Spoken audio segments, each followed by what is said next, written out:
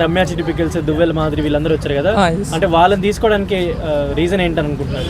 అంటే చాలా అంటే ప్రతి షో ఏది పెట్టినా చాలా ఎట్లా అంటే ప్రతి దాంట్లో ఎట్లా అంటే వైల్డ్ కార్డ్ ఎంట్రీస్ అని ఉంటాయి కదా.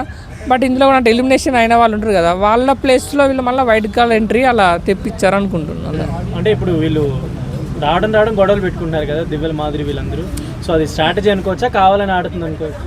జస్ట్ అంటే కావాలనే అనిపిస్తుంది అలా. జస్ట్ మనకైతే జస్ట్ నార్మల్గా అయితే ప్రతి బిగ్ బాస్ హౌస్లో ప్రతి ఒక్కరికి నార్మల్గా చిన్న దానికి ప్రతి ఒక్కదానికి గొడవలు ఉంటాయి. ఎందుకంటే ఓన్ జాబ్ చేసుకోవాలంటే ఎవరి వాళ్ళు ప్రతి ఒక్క వర్క్ చేయాలి కదా, అంటే ఫుడ్ వండడం కానీ అందులో ప్రతి ఒక్క దాంట్లో అలా చిన్న గొడవలు అవుతూ ఉంటాయి అలా.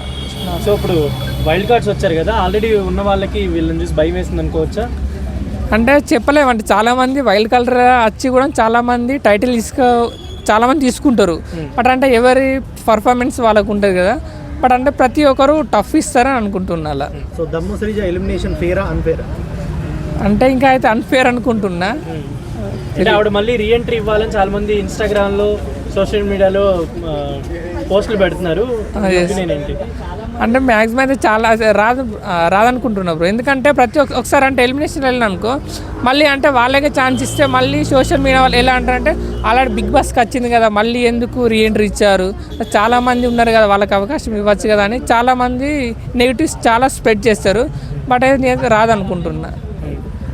సో మళ్ళీ ఇప్పుడు రీతు అండ్ డెమాన్ పవన్ గురించి మీరు ఏం చెప్తారు? ఎందుకంటే ఒక లవ్ ట్రాక్ అనేది హౌస్లో నడుస్తుంది. ఎస్. సో దీనివల్ల వాళ్ళకి ప్లస్ అవుతుందా మైనస్ అవుతుందా?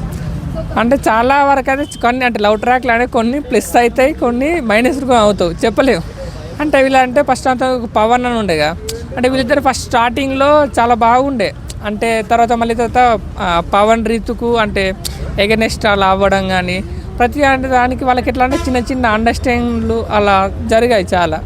కళ్యాణ్ కావాలని తనుజాకి దగ్గర అవ్వాలని ట్రై చేస్తున్నాడు అనుకోవచ్చా?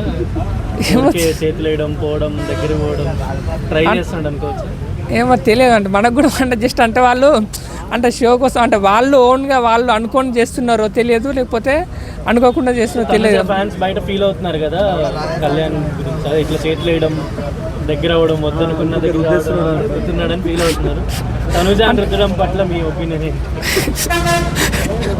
అంటే ప్రతి ఒక్కరికి అంటే ఎప్పటికైనా ఎట్లా అంటే ఒక అబ్బాయి అనేది ఒక అమ్మాయి ఎప్పుడైనా అంటే లవ్ ట్రాక్ అనేది చాలా ఉంటాయి ప్రతి ఒక్కరికి. అంటే వాళ్ళ ఒపీనియన్ అంటే ఇది చెప్పలేము, అంటే లవ్ చేసుకుంటారో లేకపోతే జస్ట్ నార్మల్గా ఉంటారో, బట్ ఎవరి ఒపీనియన్ వాళ్ళు మనం చెప్పలేము కదా వాళ్ళ.